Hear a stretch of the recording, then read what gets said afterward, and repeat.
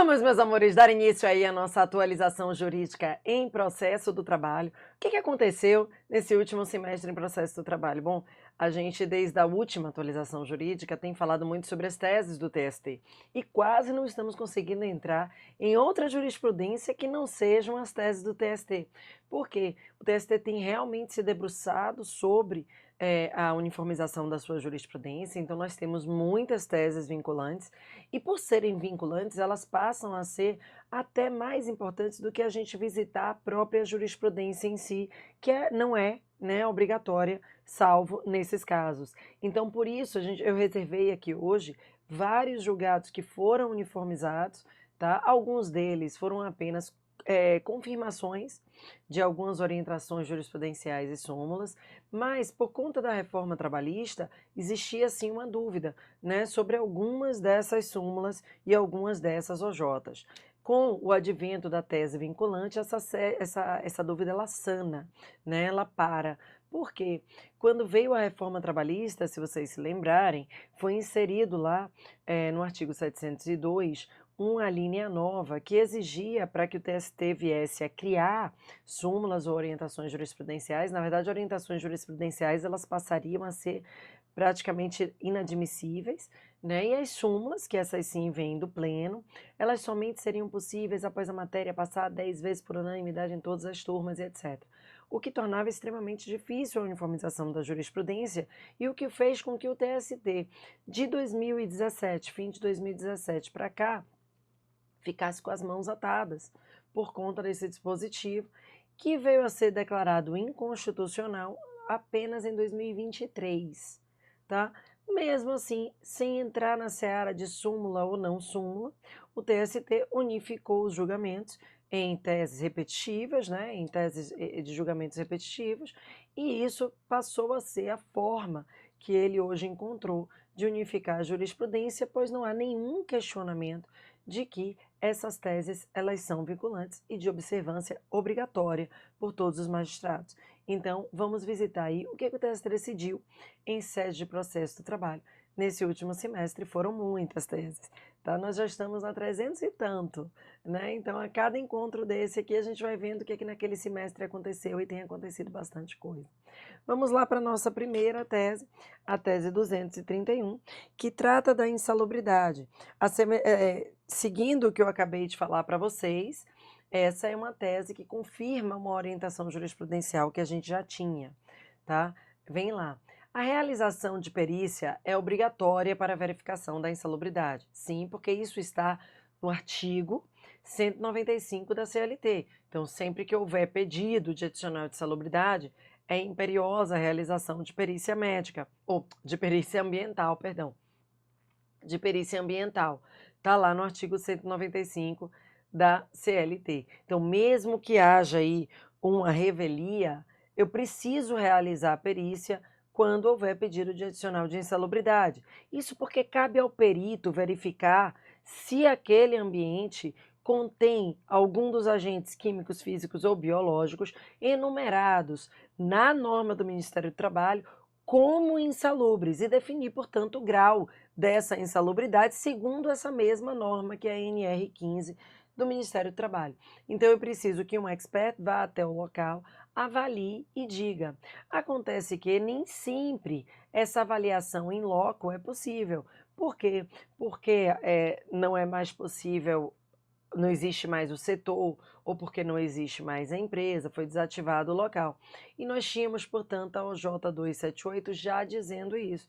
Nesse caso, o juiz vai poder se valer de outros meios de prova. E a tese 231 seguiu aí o mesmo sentido. Quando não for possível a sua realização, como em caso de fechamento da empresa, a OJ ela segue com desativação, né, do local de trabalho, poderá o julgador utilizar-se de outros meios de prova. Então, quais outros meios de prova? É possível usar, por exemplo, uma prova emprestada, tá? A perícia como prova emprestada. E a gente tem também uma outra tese vinculante dizendo sim, é possível usar a perícia emprestada desde que eu estabeleça o contraditório sobre essa perícia no processo atual. Então, estabeleço no processo atual o contraditório sobre aquela perícia, é tudo realizado e essa perícia vai ser utilizada em outro processo, idênticas às situações de trabalho. Lógico, também tem que ser idênticas às situações de trabalho. Então, aí a gente tem, na verdade, uma confirmação de uma jurisprudência. Tá certo? A segunda tese, o segundo tema, né, que a gente traz, é o tema do Vale Transporte. Tivemos aqui, essa história do Vale Transporte, ela se desenvolveu ao longo dos anos e ela até muda um pouco, mas mudou há muito tempo, né? Inicialmente se acreditava que o ônus era do empregado, tá? Mas aí, lógico que o ônus não é do empregado, o ônus tem que ser do empregador. O que acontece com o Vale Transporte? Pela lei de Vale Transporte, o empregado pode. São dois pontos importantes. O primeiro é que o empregador pode não dar o Vale Transporte se aquele empregado ele não usa transporte público para se locomover de casa até o trabalho. Então, se o empregado não usa transporte público, seja porque, por exemplo, ele mora muito perto e ele vai a pé, então tem uma distância, né, para usar o transporte público, então ele vai a pé, seja porque esse empregado ele usa outro meio de transporte, então tem aquele empregado que vai de bicicleta, ou vai de motocicleta, ou vai de carro, esses empregados, eles não usam o Vale Transporte. É por isso que o desconto do Vale Transporte, ele é de até 6% do salário do empregado. Então, às vezes, é o empregado que vai arcar com o Vale Transporte integral, porque a depender do valor do salário dele, 6% é o valor integral do salário. Porque como esse salário vai subindo, a perspectiva é de que a perspectiva do legislador, né, é de que a locomoção desse empregado, ela vai ser também feita por outros meios de transporte. Então, ele vai arcar integralmente se ele quiser. É por isso que ele opta pelo Vale Transporte, porque tem o desconto. Como tem o desconto, é necessário que o empregado opte pelo Vale Transporte. Então, ele faz ali a opção quando ele é admitido pelo empregador. E aí é do empregador o ônus de comprovar que o empregado não satisfaz os requisitos indispensáveis para a concessão do Vale Transporte ou não pretenda fazer uso do benefício.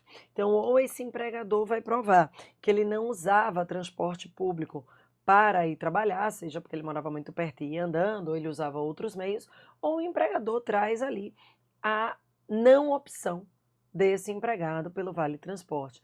Mas o ônus de prova é do empregador, porque ele tem o dever de concessão. Tá certinho? Próximo é o tema 239, tratando aí das horas extras. A decisão que defere horas extraordinárias com base em prova oral ou documental não ficará limitada ao tempo por ela abrangido, desde que o julgador fique convencido de que o procedimento questionado superou aquele período. É uma reafirmação de um OJ, que é o J233, tá? O TST reafirma o entendimento que ele já tinha. E qual é aqui a ideia? O empregador traz os cartões de ponto.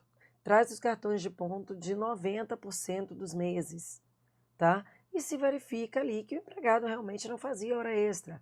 Aqueles meses faltantes podem ser abrangidos se o empregador se sente convencido. Vou dar um exemplo para vocês. Uma coisa é comércio e eu tiro os cartões de pontos de dezembro. Aí já não vai me convencer. Mas eu juntei todos os dezembros, é comércio, e eu esqueci um março, um agosto, um outubro, uma coisa assim meio solta. Eu estou convencida de que aquela realidade, pô, dezembro está lá e dezembro ele não fazia hora extra, eu estou convencida de que aquela realidade, ela se estende por todo o período, tá? Então, o julgador pode, mas ele tem que se convencer de que, ainda que não haja prova de todo o período, aquilo dali serve para todo o período. Do mesmo modo, em sentido contrário, o empregado traz apenas uma testemunha que trabalhou um mês com ele, e esse mês foi o mês de dezembro, e ele trabalha no comércio. E essa testemunha diz, não, trabalhava todos os dias, das 9 às 22, e aí tinha dias que a gente trabalhava até 0 hora, porque o shopping fechava 0 hora. Aquilo ali não vai se estender pelo ano inteiro. Aquela prova ali, ela não vai servir para se estender por todo o período. Então, observem que é possível, sim, estender a prova para além, né, do seu tempo, mas desde que o julgador esteja convencido de que ela serve para além do seu tempo. Tá certinho? Vamos para o nosso próximo tema. Tema 240, também reafirmação de súmula, reafirmação da súmula 12. As anotações apostas pelo empregador na carteira profissional do empregado não geram presunção absoluta, mas apenas relativa. O que é isso, gente? Aqui é a afirmação pelo TST do princípio da primazia da realidade. Então, em direito do trabalho, vai se impor aquilo que aconteceu no âmbito da realidade sobre eventuais documentos e, consequentemente, sobre a anotação na carteira de trabalho. Mesmo porque a anotação da carteira de trabalho ela é unilateral, né? O empregador anota sozinho. Um ponto importante é saber que é uma via de mão dupla. Olha aí para essa súmula, ela vai falar que ela não gera presunção absoluta e apenas relativa para ambas as partes, meus amores. Para ambas as partes. Por quê?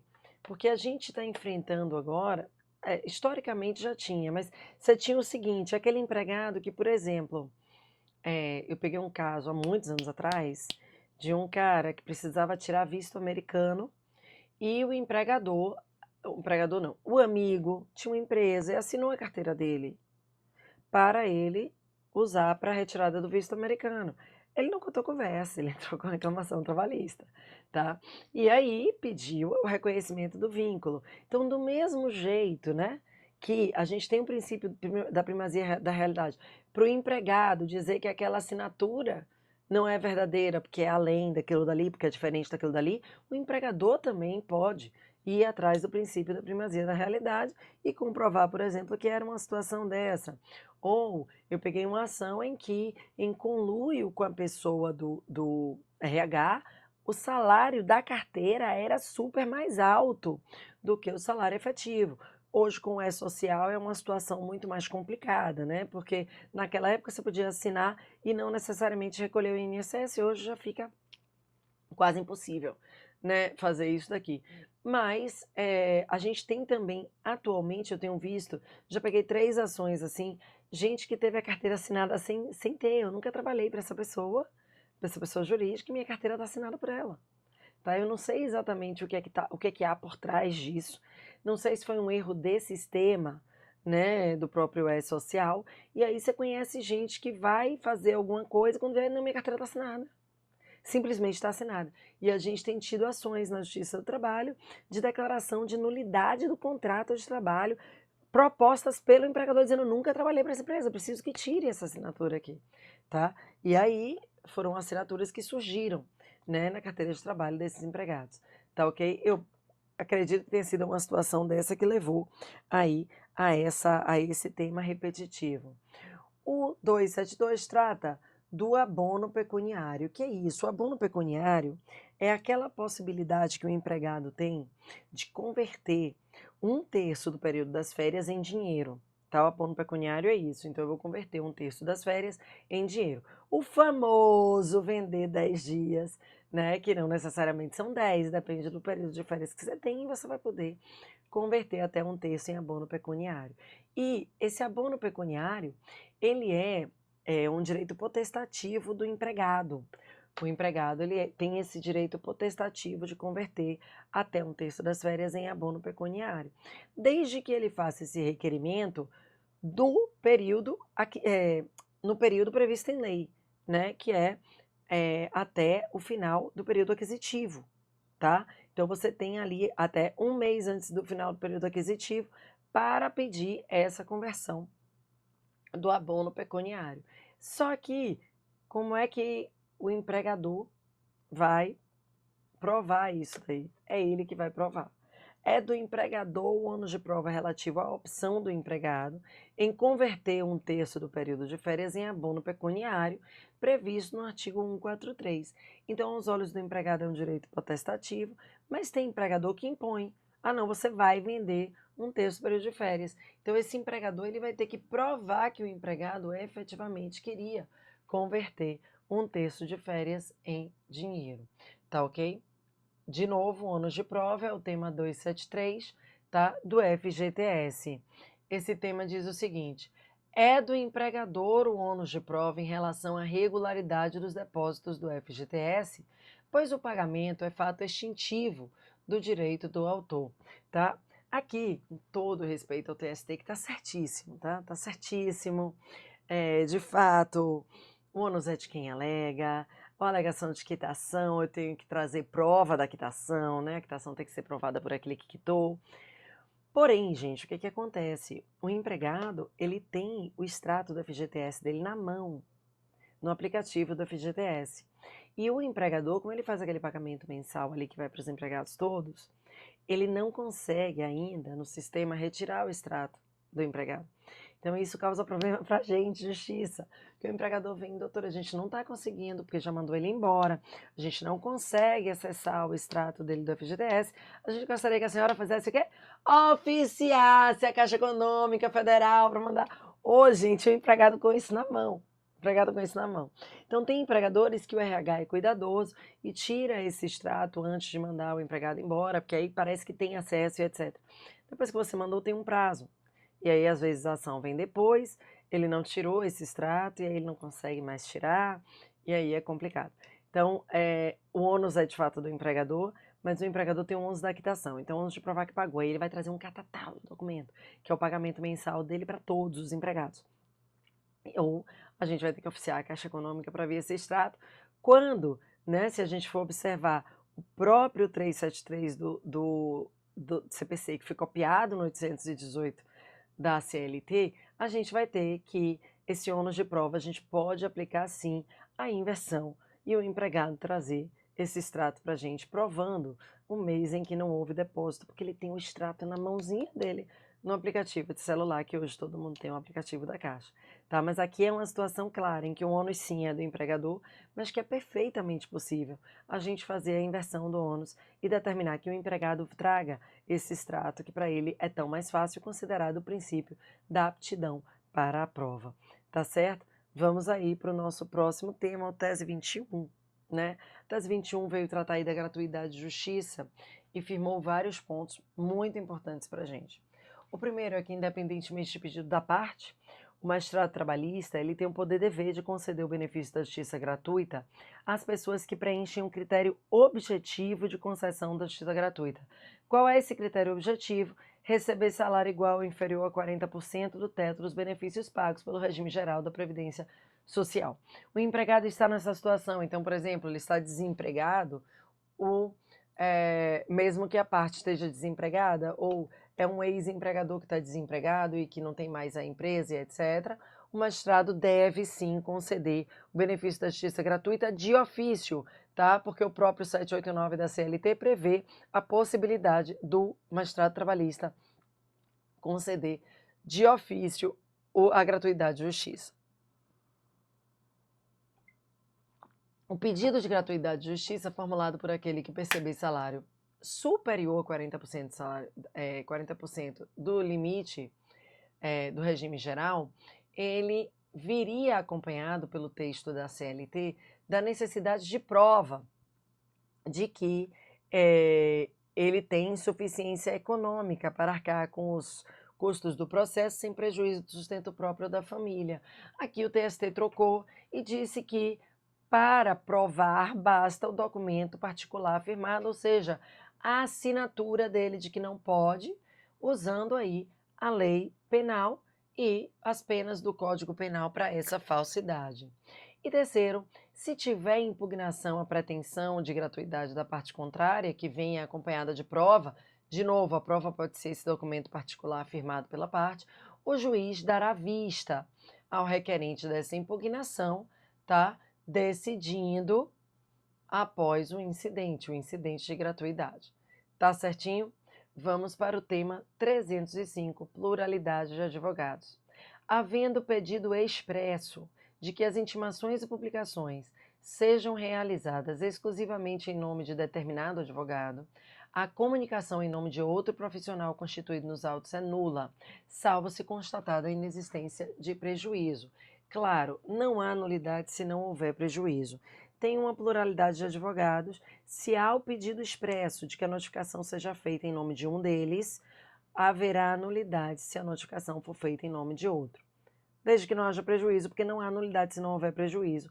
Artigo 794 da CLT, tá? Então, esse é um ponto que a gente já vinha, a TST já tinha também entendimento, orientação jurisprudencial nesse sentido, e ela reafirmou com uma pequenina mudança aí no texto, tá? E por isso ele não colocou que era só uma reafirmação de OJ, tá certo?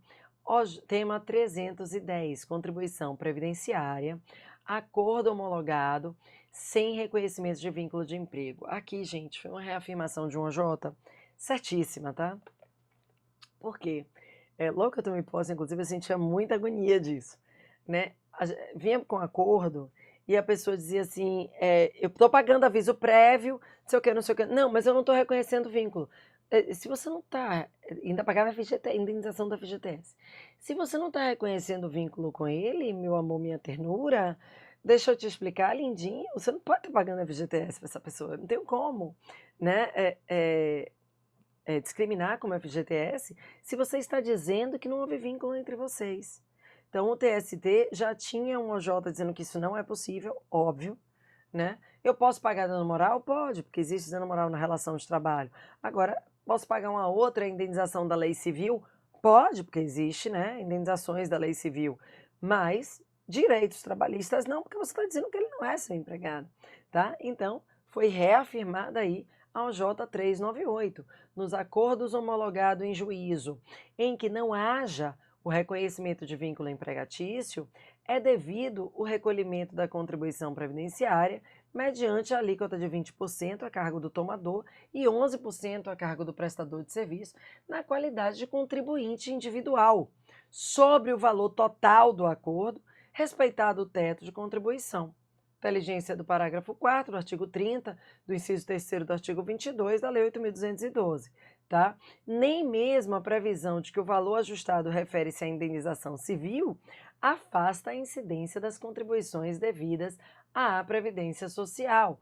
Observem, aqui, né, esse finalzinho, eu ouso discordar aí do nosso colendo, porque existe a indenização pela rescisão antecipada do contrato, e se você está pagando só a indenização, como é que sobre aquela indenização vai recolher previdência, né? Porque previdência é trabalho, né? Recolhe sobre o trabalho. Então, se eu estiver pagando, porque na lei civil a gente tem indenização, por exemplo, indenização por contrato não cumprido, outras indenizações, né? E a indenização de danos morais, né? Então, existem outras indenizações, mas aqui o TST trouxe esse finalzinho aí que vai dar, esse finalzinho não tinha, né, não, Jota?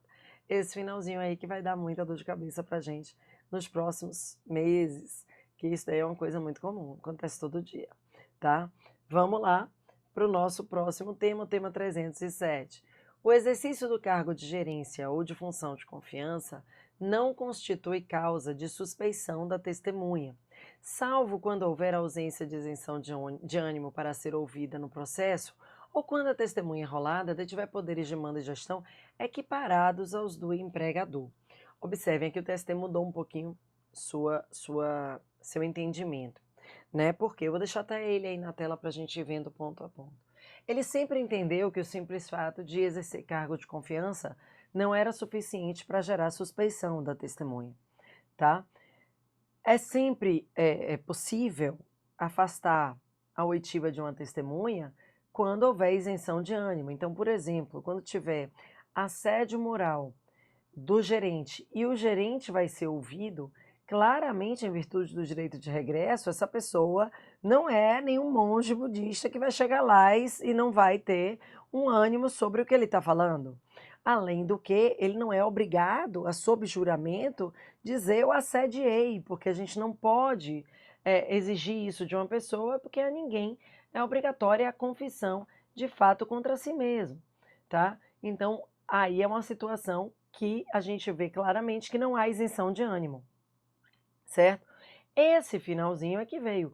Quando a testemunha rolada detiver poderes de mando e gestão equiparados aos do empregador. Observem, a maior parte dos gerentes tem poderes de mando e gestão. Faz parte da função de confiança ter poder de mando e gestão. O que eu leio quando ele diz lá equiparados ao do empregador é aquele que realmente manda e desmanda. Então é o gerente de um estabelecimento pequeno, não é o gerente de uma filial, tá? É aquele gerente geralzão lá, né, que manda em tudo mesmo, não é o gerente geral de banco, que também é gerente para mim de uma filial do banco ali, de um pezinho do banco. É aquele gerente que manda mesmo a empresa. Se a gente pegar uma empresa pequena, né, aquele que se confunde com o empregador. E aí, isso vai prejudicar a isenção de ânimo dele também, tá certo? E por isso o TST fez esse adendo. Aí vamos para o próximo tema, que é o tema 304. É cabível a condenação ao pagamento de honorários advocatícios sucumbenciais nos processos extintos sem resolução do mérito, em razão do princípio da causalidade e do disposto no artigo 85 do CPC, aplicável subsidiariamente ao processo do trabalho. Observem, aqui é aquela extinção do processo sem resolução do mérito final, tá?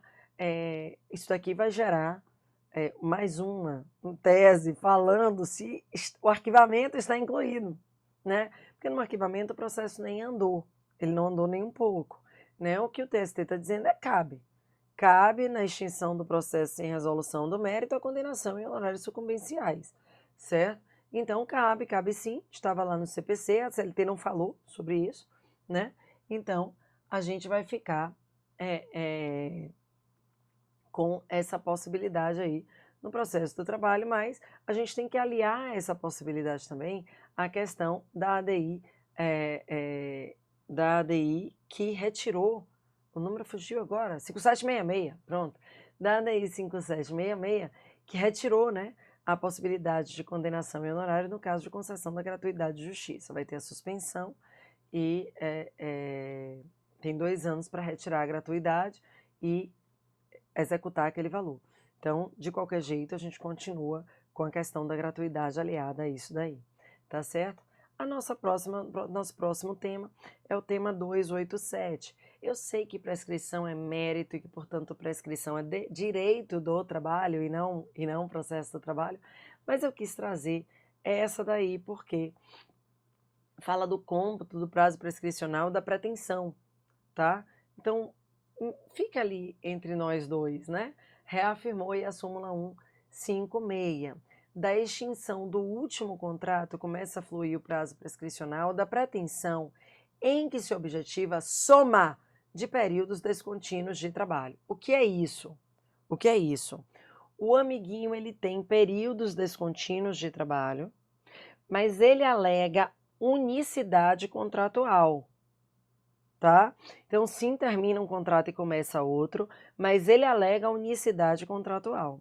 Então, eu só vou usar a última extinção se essa unicidade for reconhecida. Começa daí, tá? Então, eu não vou, de início no processo, dizer, não, prescrever o período tal e o período tal.